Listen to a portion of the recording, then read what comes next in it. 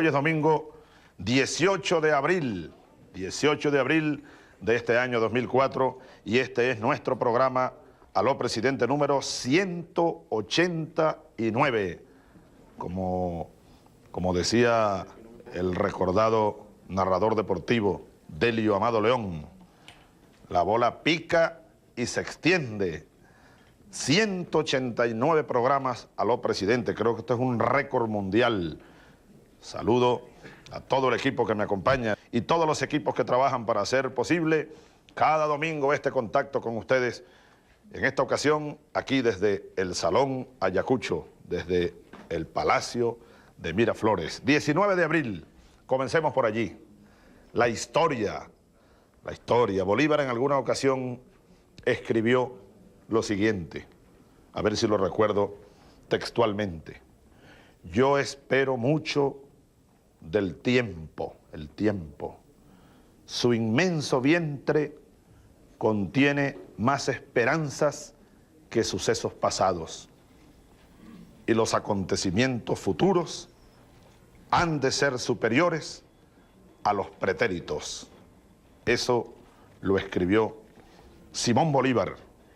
Simón Bolívar, quien fue un estudioso de la historia, un estudioso de la geografía, tiempo y espacio, dos variables fundamentales, esenciales, para entender de dónde venimos, dónde estamos y para proyectar el hacia dónde vamos.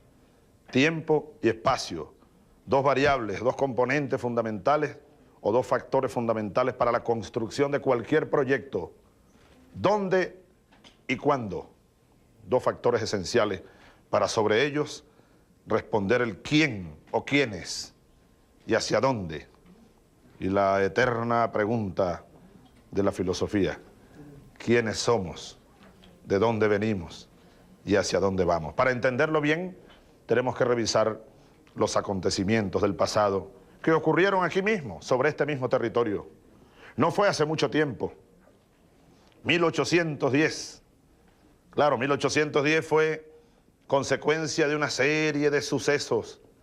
Ya teníamos 300 años de dominación del imperio español, del imperio portugués. 300 años. Así que vinieron ocurriéndose diversos sucesos a finales del siglo XVIII. Ya en el continente hubo diversas rebeliones, insurrecciones. Bueno, y hay que incluir allí las insurrecciones indígenas, la heroica resistencia aborigen, a la que habría que levantarle un monumento del tamaño del continente. Desde las tierras del norte, desde las frías tierras del norte, hasta la Tierra del Fuego, aquí la masa aborigen indígena supo resistir heroicamente la invasión que se nos vino de los imperios europeos. Pues bien, pero luego se fueron amasando las luchas. Aquí en Venezuela tenemos que recordar, por ejemplo, la conspiración de Gual y España, 1797. Ya allí había componentes ideológicos, ya había idea de un proyecto, ya había la idea de la independencia, de la formación de repúblicas. Gual y España, y en esa conspiración estaba, por cierto, aquel joven que era Simón Rodríguez. Uno se imagina a Simón Rodríguez, joven maestro de poco más de 20 años, reuniéndose por allá por La Guaira, con Gual, España y con los revolucionarios de la época, y al mismo tiempo, quizá en la tarde, quizá al día siguiente, salía a pasear a caballo con Simoncito Bolívar, a quien estaba asistiendo en la educación de aquel niño huérfano y rico de cuna, y rebelde desde niño, que fue Simón Bolívar. Luego estábamos recordando hace poco, en el mes de marzo, estábamos recordando a Miranda, gran revolucionario. Invito a los pueblos de América Latina a que conozcamos a Miranda y el proyecto mirandino. Miranda, el comandante de tropas revolucionarias en los Estados Unidos. Miranda, el comandante de tropas revolucionarias en Francia. Miranda, el generalísimo, comandante y líder de la revolución venezolana, precursor de la independencia de Suramérica, Francisco de Miranda. Fue en 1806, así que venía perfilándose ya una línea de resistencia. Francisco de Miranda, luego aparece aquella juventud caraqueña en la cual estaba Simón Bolívar, en la cual estaba José Félix Rivas, en la cual estaba Josefa Camejo, quien se había venido de allá de su coro natal para Caracas, y eran miembros de aquella clase mantuana, pero muchachos que ya habían venido desarrollando una conciencia nacionalista y comenzaron a unirse con grupos rebeldes, a estudiar la historia, los libros de las ideas políticas, de la Revolución Francesa, libertad, igualdad, fraternidad. Y fue así como aquel Jueves Santo, 19 de abril, pues ocurrió una verdadera insurrección cívico-militar aquí en Caracas, muy cerca de aquí, a pocas cuadras de aquí. Fue depuesto allí, en la Plaza Bolívar, hoy, el capitán general. Venezuela era una capitanía general, como recordamos, y fue depuesto Vicente Emparan. Fue depuesto por presión popular y por la acción de un grupo militar que se unió con la población caraqueña aquel Jueves Santo, 19 de abril. Y se instaló aquel día la primera Junta de Gobierno venezolana, el primer gobierno venezolano. Claro, desde entonces comenzó a verse una puja entre los que pregonaban y propulsaban la independencia y los que solo querían, como al final algunos lograron imponerlo, preservar los derechos de Fernando VII. Es decir, había allí unos quinta columna que solo estaban descontentos por la invasión napoleónica a España y la prisión de Fernando VII. Comenzó a debatirse, independencia o no, y fue un gran debate que se llevó todo el año 1810. Al final se instaló el Congreso, un Congreso constituyente, y se declaró la independencia el 5 de julio de 1811. Hay que decirlo que el primer grito de independencia y la primera declaración de independencia en el continente suramericano fue la de Caracas, y luego se fueron repitiendo.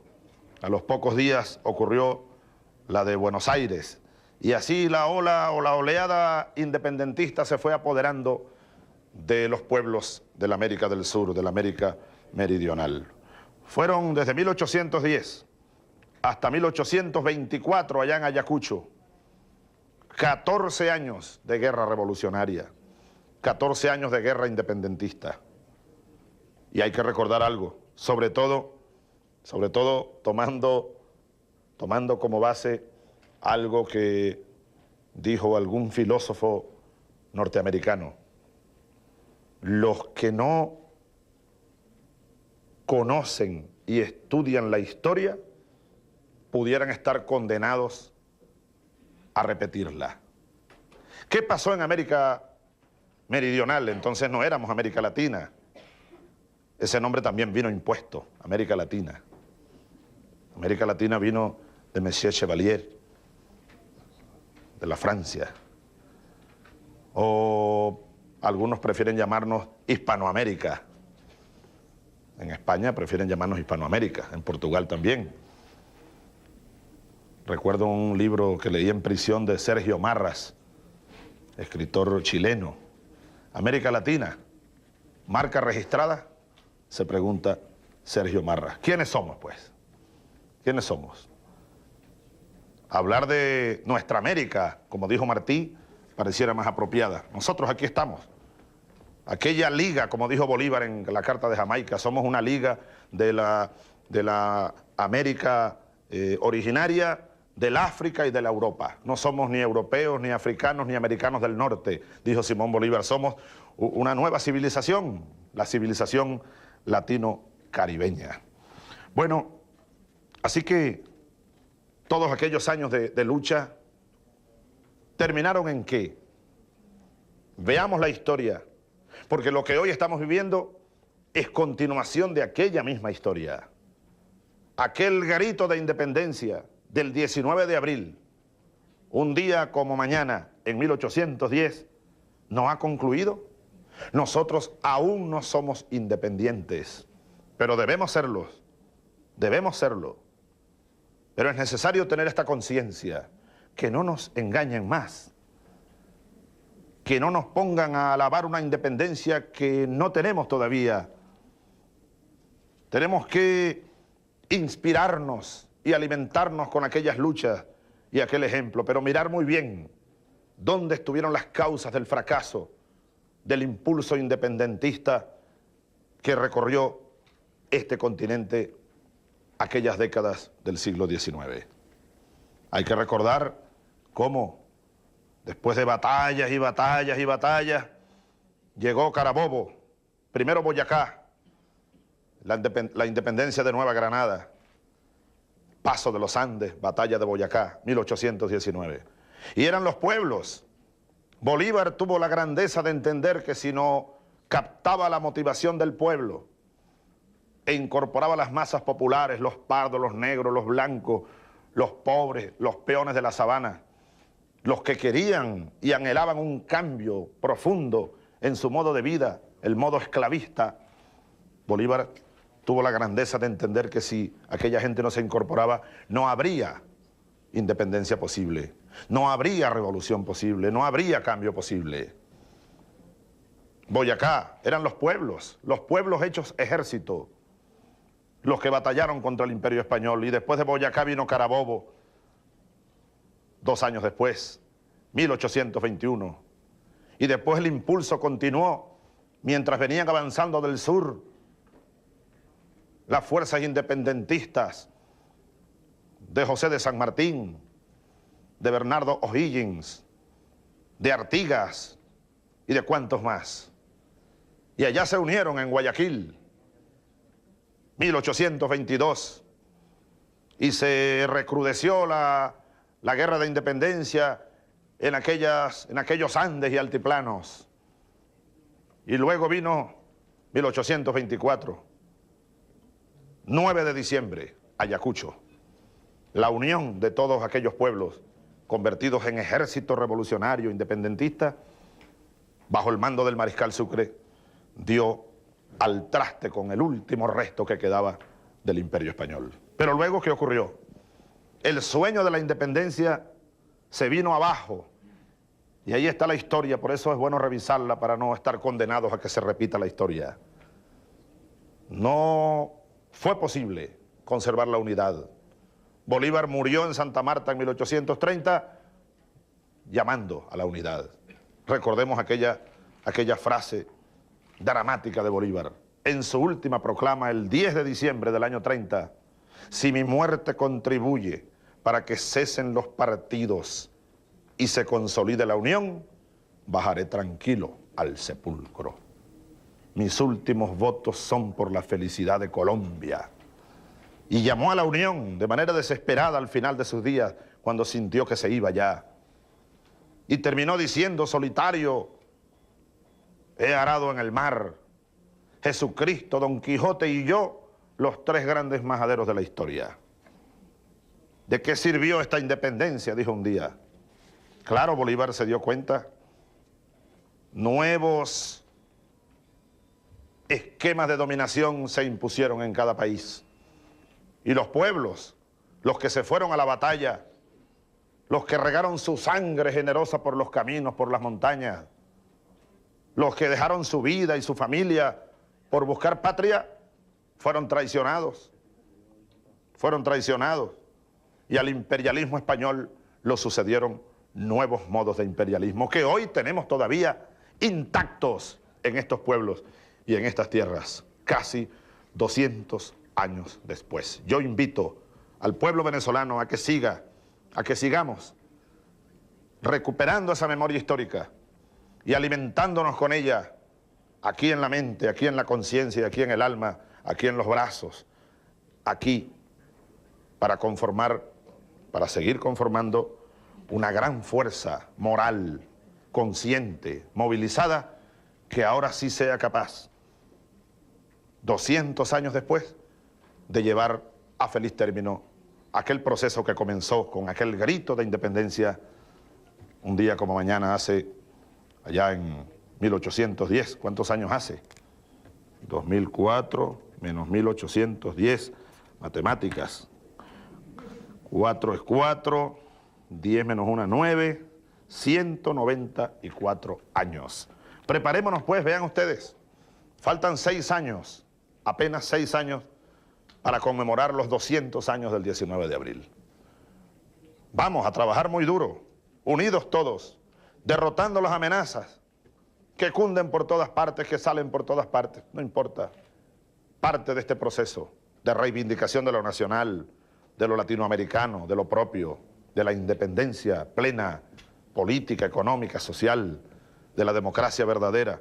Sigamos trabajando en lo político, construyendo una democracia participativa y protagónica.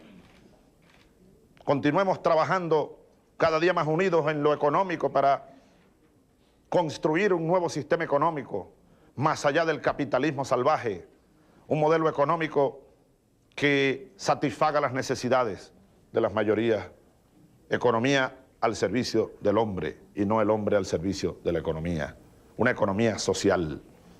Sigamos trabajando para construir un nuevo modelo educativo y cultural que rescate primero que nada lo nuestro. Sigamos trabajando para construir una nueva sociedad de incluidos y no de excluidos, una sociedad de iguales, con libertad e igualdad, porque siempre lo hemos dicho desde aquí, la libertad sin la igualdad no tiene sentido. Vale lo que vale un cero a la izquierda. Y eso mismo lo decía el presidente Antonio José de Sucre, presidente de Bolivia entonces, gran mariscal de Ayacucho. La libertad sin la igualdad no tiene sentido. Rousseau lo había escrito también. Entre el fuerte y el débil la libertad oprime y solo la ley iguala y libera. El Estado de Derecho, como está contemplado en nuestra Constitución, un Estado de derecho y de justicia que nos iguale ante Dios, ante la ley y ante la vida. Una sociedad de iguales. Sigamos trabajando cada día más juntos para contribuir a la consolidación de un mundo pluripolar, de un mundo donde nos respetemos, donde se respete la soberanía de los pueblos, la libertad de las naciones, la igualdad y la dignidad de los pueblos y las naciones del mundo. He allí, en esencia, el proyecto que nos lleva a la vida y al que le hemos entregado toda nuestra vida. Así que recordamos con ese espíritu de optimismo, de análisis crítico del pasado, de optimismo y de llamado, el primer grito de independencia que se concretó en aquella Junta de Gobierno de 1810, que luego generó la primera constitución en todo el continente latinoamericano. La primera constitución que se aprobó fue la Constitución de 1811 aquí en Venezuela. Pero formó parte aquello, por supuesto, de todo un esfuerzo continental que hoy está presente de nuevo. Anoche conversé un rato con un grupo de compatriotas de otros países que nos visitan y algunos de los cuales están aquí con nosotros, algunos de quienes están aquí con nosotros hoy. Y estábamos precisamente evaluando cómo los pueblos de la América Latina o Caribeña están de nuevo despertando y están de nuevo abriendo caminos.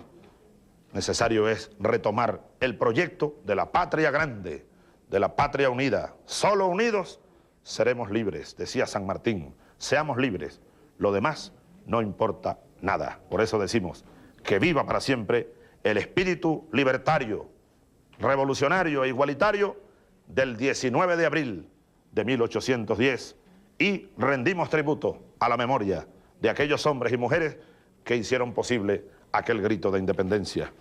Bueno, y hoy lo seguimos lanzando. Hoy lo seguimos batallando. Lo que hoy acontece en Venezuela es consecuencia de aquellos hechos. Seguimos trillando los caminos de la verdadera independencia para nuestra república, para nuestra nación, para nuestro pueblo. Precisamente en esa batalla nos hemos topado con aquellos sectores que pretenden continuar entregando a Venezuela a las apetencias de los sectores dominantes a nivel mundial. Fue así como ocurrió lo que estuvimos conmemorando hace apenas unos días también, el 11 de abril de 2002. El domingo pasado estábamos recordándolo desde allá, desde Fuerte Mara. 11 de abril de 2002, emboscada sangrienta de la oligarquía venezolana y sus aliados internacionales contra el pueblo venezolano. Y además manipulación, grandes mentiras, utilizando los medios de comunicación privados, los medios de comunicación comerciales, para tratar de engañar al mundo, para tratar de justificar los horrendos hechos del golpe de Estado fascista del 11 de abril. Estábamos recordando también a los compatriotas que dieron su vida y cayeron abatidos por las balas asesinas de los francotiradores en Puente Llaguno.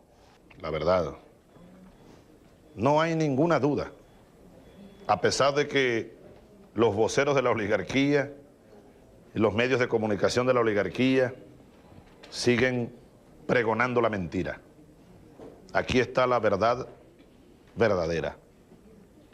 Aprovecho para extender a nombre de mi gobierno y a nombre del pueblo todo nuestros sentimientos a esas viudas, a esos familiares, a esas personas que de manera directa sufrieron el impacto de aquella tragedia, de aquella emboscada sangrienta. Más claro no canta un gallo. El plan de los golpistas está claro.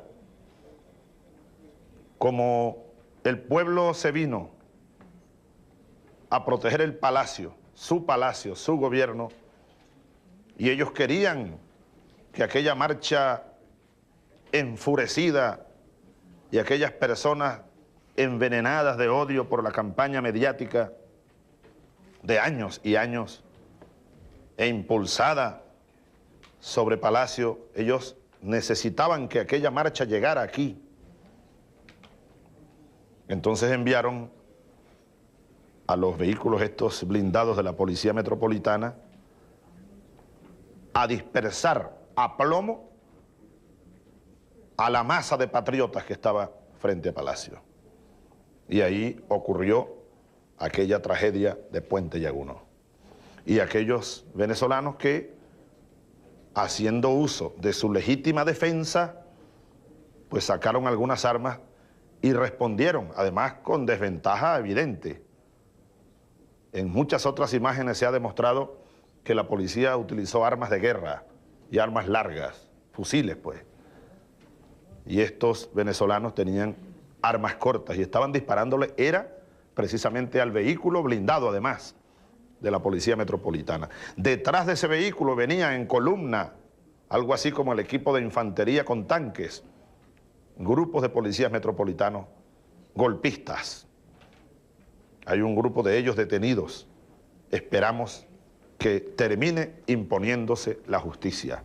Los autores intelectuales, sin embargo, andan libres y siguen conspirando. Oye, yo tenía tiempo que no manejaba, por cierto, un tanque AMX-13. Quiero felicitar al comandante del batallón blindado Bravos de Apure, allá en Fuerte Mara, y a la ministra de Ciencia y Tecnología y los científicos que repararon los cerebros electrónicos de los tanques AMX-13. Estos tanques son, mire, yo era cadete y ya uno aprendió a manejar esos tanques. Así que estaban inoperativos, con técnicos venezolanos, civiles y militares, fueron reparados y tuve la ocasión dichosa de recordar viejos tiempos cuando me invitaron los muchachos del Bravos de Apure después del programa. Yo no sé si ustedes transmitieron finalmente una parte, ¿no? Y abordé aquel tanque, recordé rápidamente décadas en el puesto del conductor. El comandante me dijo, póngase el casco, presidente, y por supuesto el casco de conducción. rápidamente recordé mirando las palancas de conducción, las palancas de freno, el acelerador, el indicador de combustible, el indicador de las revoluciones del motor, indicador de la temperatura, muy importante.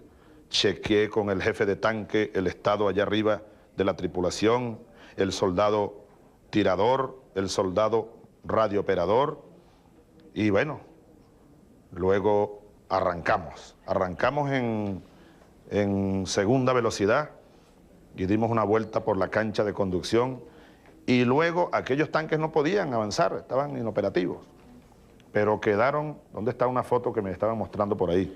Tú la tienes ahí, Jesse. Ah, Jesse Chacón Escamilla. Tú no manejas tanques, Jesse, ¿no? No, Jesse es del arma de comunicaciones, ¿no? Sí. Experto en comunicaciones, igual que Diosdado. Bueno, miren ustedes cómo esta foto, yo no la había visto, esta imagen. Aquí voy tragando tierra, porque no quise ponerme el protector de los ojos, ni el protector de boca, y entonces iba tragando tierra, pero tragué tierra, pero el tanque, mire cómo va ese tanque. Ese tanque no podía hacer esto, porque precisamente un tanque de guerra debe pasar obstáculos. Ahí vamos en tercera velocidad, aquí arriba el comandante del batallón, de jefe de tanque, el radiocargador, y aquí apenas, no se ve mi cabeza, o el casco sobre mi cabeza por la polvareda. Esto es en el Fuerte Mara. Operativo está el batallón blindado Bravos de Apure, en el cual tuve la honra de trabajar 3 años de mi vida, tanto así que nunca olvidaré el himno de aquel batallón, y estuve cantándolo con sus soldados. Es un himno muy bello, el himno de ese batallón, que es histórico además, porque su nombre viene de las lanzas legendarias de Páez y los Bravos de Apure. Pues bien, esto que es un folleto de Aló Presidente, qué buena iniciativa. Aló Presidente contra la infamia. Ah, mira qué bonita foto. Vamos a mostrarla. Aquí estamos después del programa y después que me bajé del tanque y me limpié el tierrero que tenía. Vean esta foto con los soldados. Estos son los muchachos del batallón Bravos de Apure. Muchachos, son como los hijos de uno, ¿no? Uno recuerda sus años de subteniente, de teniente. Y ahí fue que nació esta vida de soldado patriota, cantando con esos muchachos en el campo de entrenamiento. Ahí están haciendo lo que se llama un grito, una bomba. A la IVA, y todos dicen, IVA, la fuerza que tiene, ¿quién? El ejército, ¿dónde? En el batallón Bravos de Apure, y saltamos todos allí. Un saludo desde aquí a estos humildes y valientes soldados de la patria, donde quiera que estén. Es el pueblo uniformado, y con esos tanques, así me lo dijeron al final, me dijeron, presidente, cuente con nosotros para lo que sea. Aquí estamos, con estos fusiles, me dijo un cabo, y estos tanques, siempre firmes para defender nuestro pueblo, defender nuestra Constitución y defender la soberanía de nuestra patria. Un abrazo desde aquí, un saludo a los soldados de mi patria, de la patria de Bolívar. Bueno, pues volviendo a esto,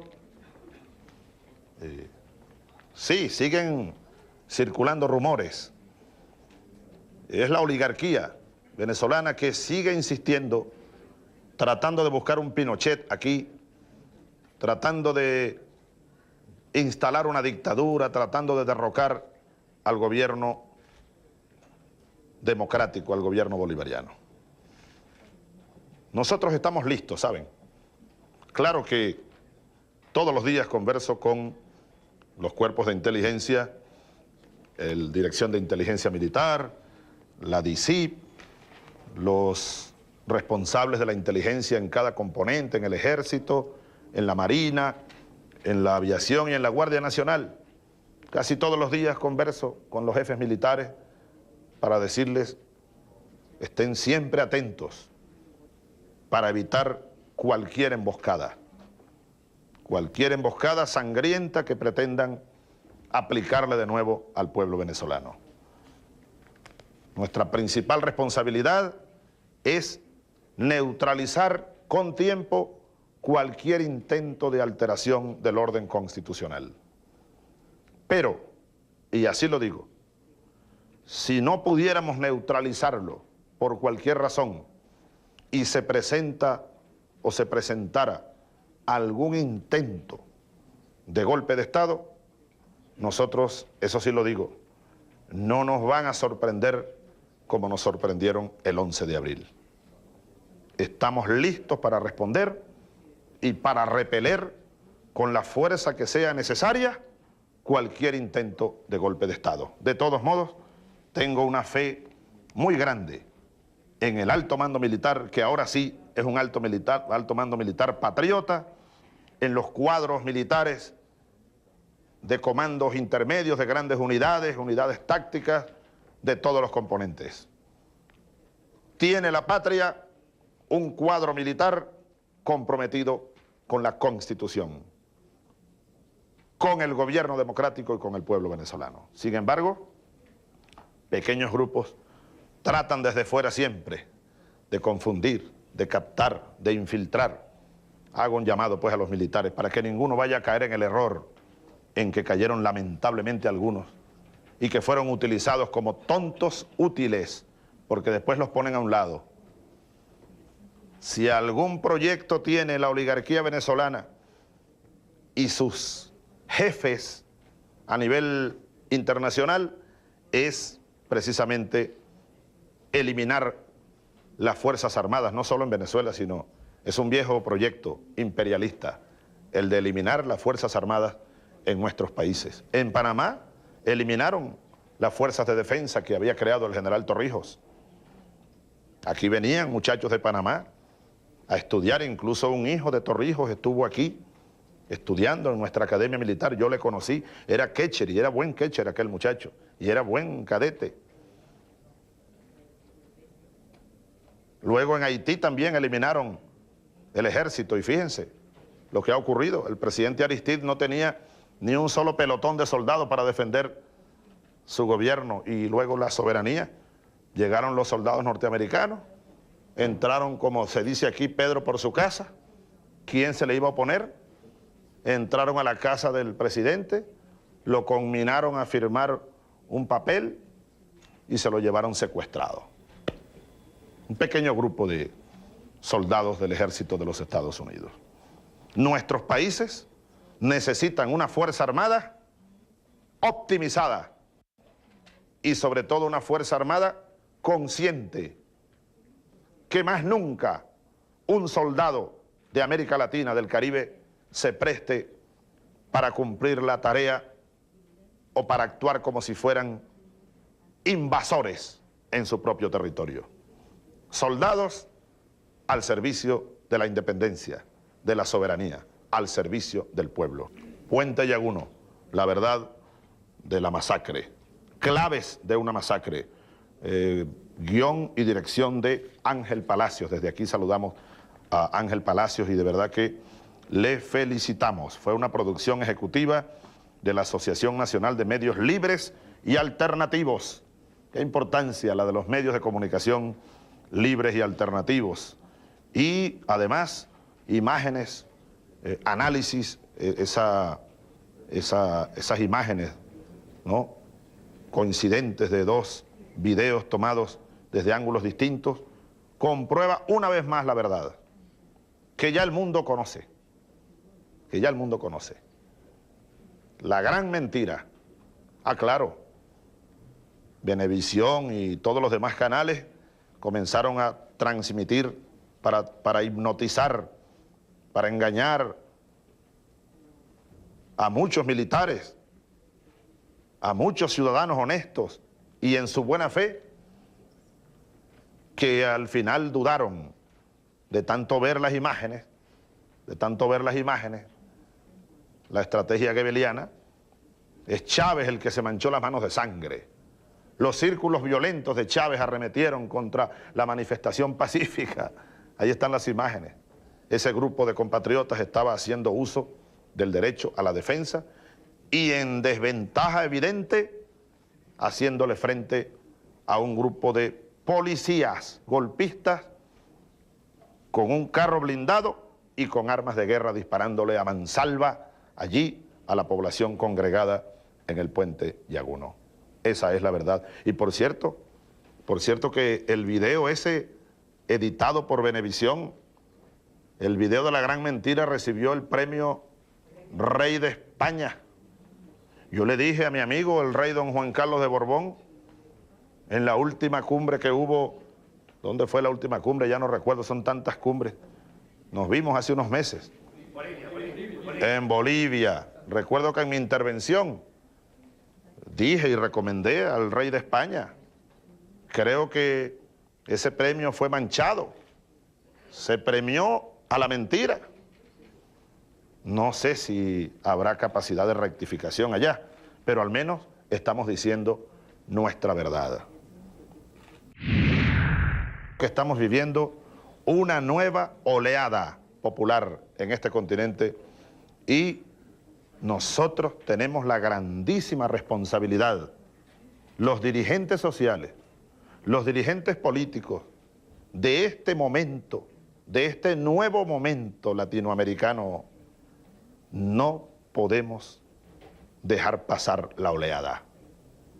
Necesario es que con pensamiento y acción dialécticas nosotros contribuyamos, los dirigentes, los cantores, líderes populares de todo tipo, religiosos, conscientes, contribuyamos a darle organicidad suprema a esa marea, carácter orgánico, fuerza orgánica.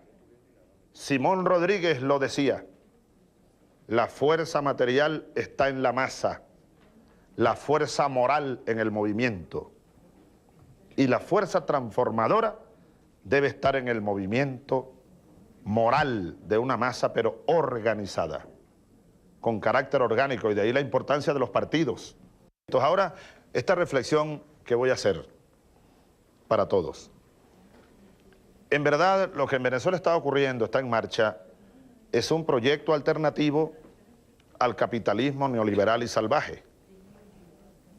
Ahora, yo estaba leyendo, creo que uno de los libros de Alan Watts, una frase muy cínica que lanzó en alguna ocasión Winston Churchill, refiriéndose a la Unión Soviética. Dijo Churchill, hay que cortarle la cabeza al bebé antes que crezca. Esa frase, que es la misma frase de Herodes, es Herodes, busquen a todos los niños y decapítenlos antes que crezca ese que nació por allí y que dicen que es el Mesías. No pudieron conseguir a Jesús, sabemos, solo que 33 años después lo crucificaron. Pero la frase es la misma, Herodes. Herodes anda vivo por aquí, por estas tierras.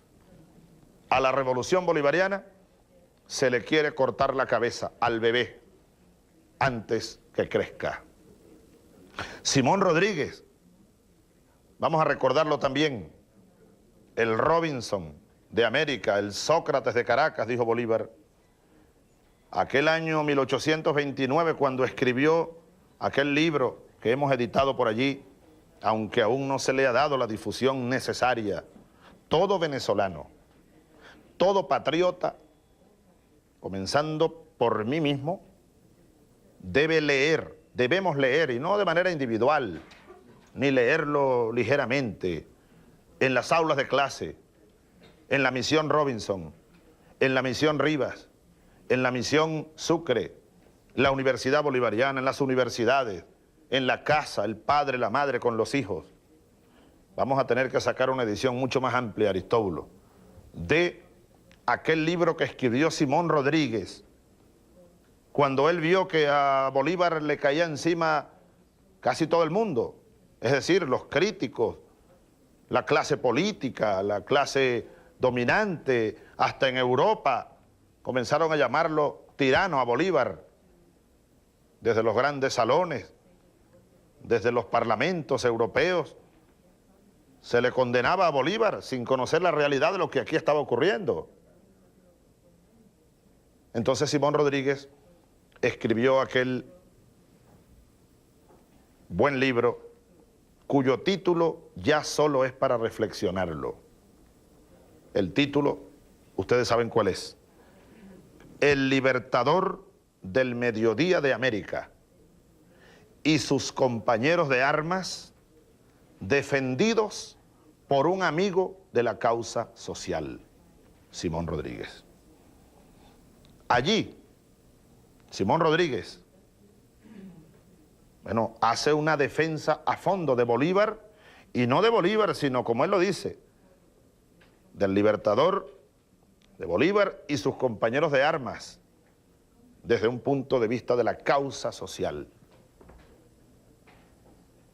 De la causa social. Entonces allí, él hace una descripción y un análisis de quién es Bolívar, de su personalidad y por qué tomó las decisiones que tuvo que tomar y por qué la lucha, que llegó incluso a ser guerra a muerte en alguna época, en alguna etapa, contra el imperio español. Así que vamos a incrementar el conocimiento y el debate y la discusión de ese libro. Entonces ahí Simón Rodríguez dice precisamente esto mismo. Él dice, ¿por qué a Bolívar lo atacan tanto? Hay una razón. Necesario es para las clases dominantes evitar que triunfe el modelo nuevo, el modelo que propone Bolívar. Hay que desprestigiarlo para que fracase, porque si triunfara, se multiplica la semilla de un proyecto nuevo. Lo mismo están haciendo hoy con la revolución bolivariana. Se trata de desprestigiar el modelo. Yo estoy completamente seguro que todo eso que aquí estamos logrando gracias al esfuerzo de las grandes mayorías, ese plan Omisión Barrio Adentro, por ejemplo, eso no lo conoce el mundo. No lo conoce el mundo. Nosotros hemos venido haciendo esfuerzos, y ustedes, compatriotas y amigas y amigos del mundo, pero a través de los grandes medios de comunicación social mundiales, se ataca el modelo. Lo que nosotros decimos al mundo es algo muy pequeño en comparación, bueno, con lo que difunden los grandes canales y los grandes medios de comunicación al mundo entero. Y ha comenzado, bueno, hace años, que si la tiranía de Chávez, la dictadura de Chávez, la violación a los derechos humanos en Venezuela, un gobierno autoritario. Hace poco ha dicho un general estadounidense en el Congreso de los Estados Unidos, el populismo radical de Chávez es una amenaza para la seguridad continental. Vaya usted a saber. Pero los logros de esta revolución, sobre todo los logros sociales, el mundo casi no los conoce. Hay que venir a verlos para conocer en verdad lo que aquí está ocurriendo. Y nosotros tenemos que hacer un esfuerzo mayor para que el mundo conozca la verdad, aun cuando fuera una parte de la verdad.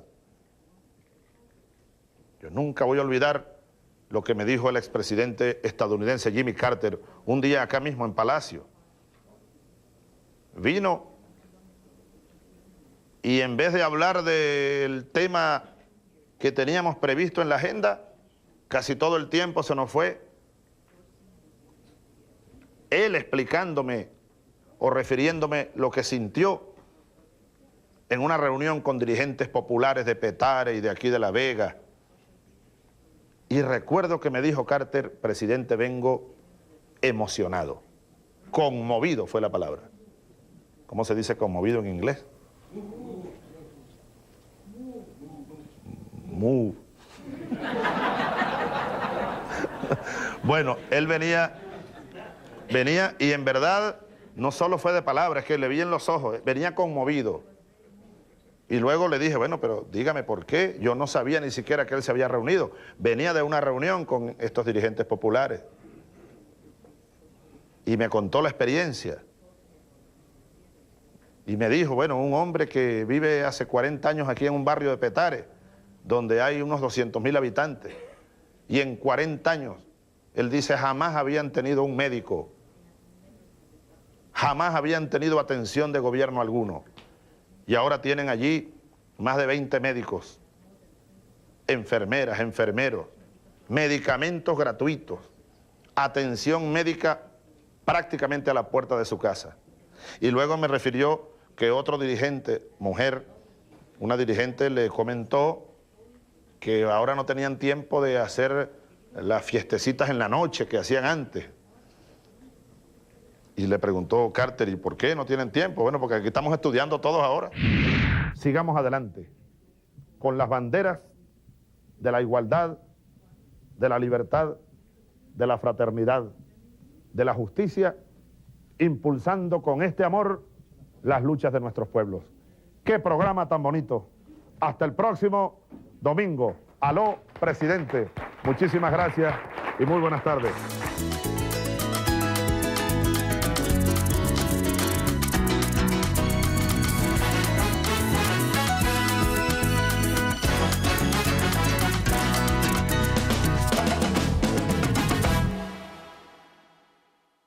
Este domingo, El Jeque y su banda. una banda realmente espectacular.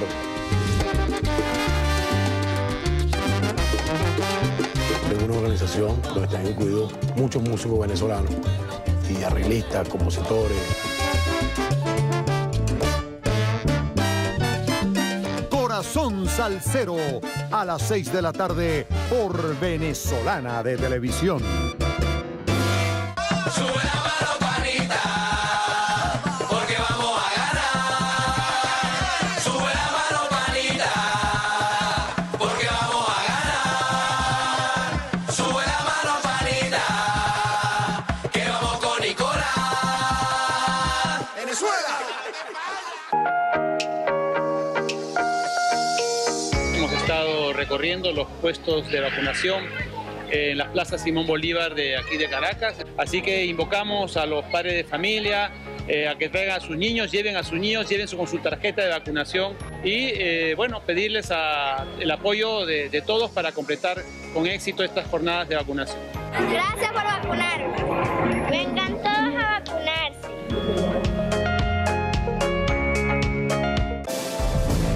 Después de su triunfo electoral, Nicolás Maduro, primer presidente chavista, ha construido un plan de gobierno iniciado por el comandante eterno Hugo Chávez, dignificando al pueblo venezolano.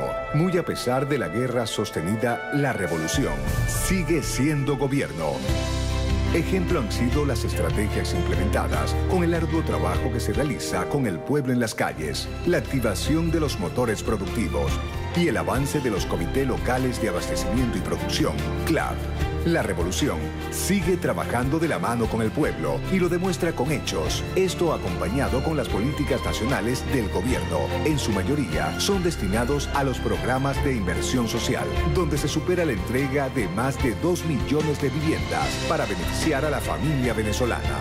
En el sistema de pensiones se declara 100% territorio de adulto mayor pensionado. Para los planes de salud y educación siguen siendo gratuitos.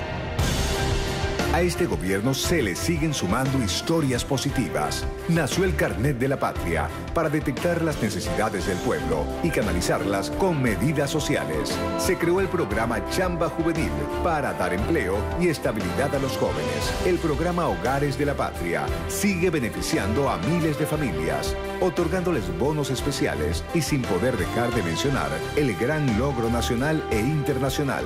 Se trata de nuestra criptomoneda, el Petro, una vanguardia tecnológica y financiera.